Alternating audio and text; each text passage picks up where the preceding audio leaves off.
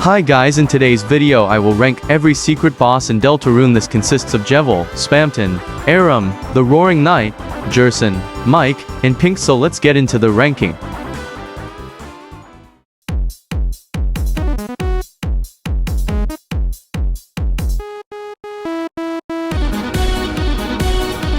In last place I have got Mike. Now this fight is not bad, but I just don't like its gameplay.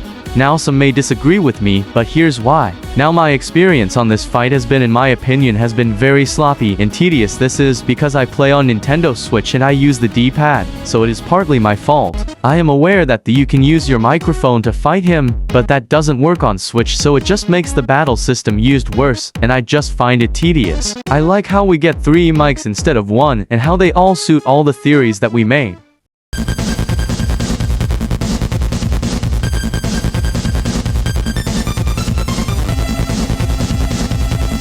In 6th place we have Aram. Now most people think that this is the worst secret boss, but I don't think so. People argue that it would be better if we had a boss in regular combat, but in my opinion that is not the case. My Pookie Wookie Cookie King, you see, chapter 3 is based off minigames, so it makes sense why the boss would also be a minigame, and all the secret boards that you do to get to this fight prepare you for it. And if you want a secret boss that's more similar to Deltarune gameplay, you have the Knight.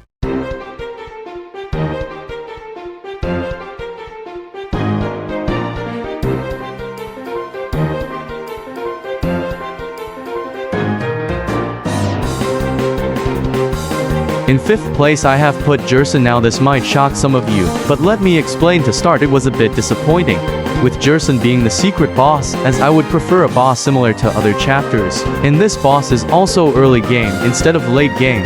This makes this fight different from the others, with the fight being earlier on in the game and being more lighthearted. In my opinion, this fight is too easy and does not belong as a secret boss because it's too easy. I also prefer other soul modes over the green soul like orange or yellow.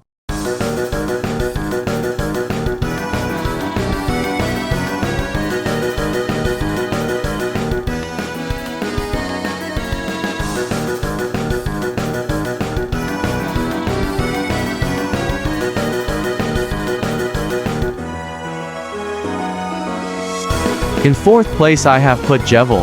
Now this fight is in no means bad, but it just pales in comparison to other secret bosses. This is one of the only secret bosses that doesn't change the soul mode, and this is expected as it's the first secret boss. I like this boss's attacks a lot, but I prefer the Knights and others. This boss's final attack is by far the second best, with the best being the Knights, and the worst being Jerson.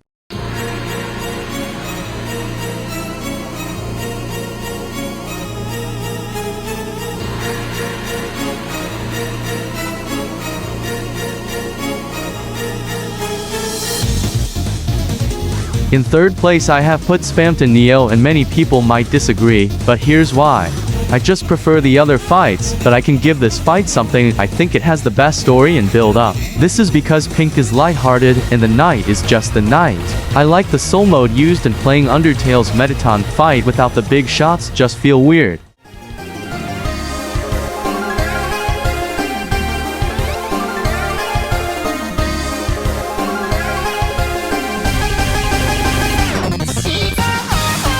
In 2nd place I have decided to put Pink, and people might disagree, but here's my why. I think this fight's gameplay is amazing, and what they changed with the purple soul is amazing. To start, they made it so that there's a sound effect every time you change line. This just makes it really satisfying, and they also changed the patterns of the line with them being grids instead of 3 lines. This just gives the attacks loads of variety. Even though the fight is lighthearted, the story of it parallels Chris and the soul really well, with it possibly foreshadowing Chris and soul working together.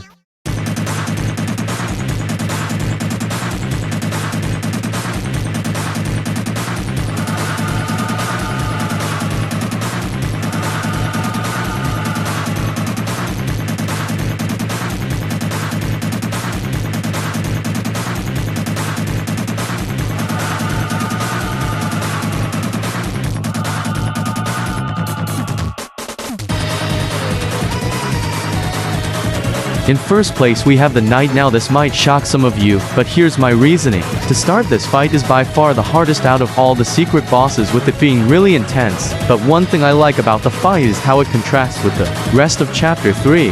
The whole of chapter 3 is incredibly lighthearted and funny, but the second we get to this fight the mood completely changes. The fight is also incredibly fun, and all the attacks are balanced in their own ways. Thanks for watching my video and have a good day.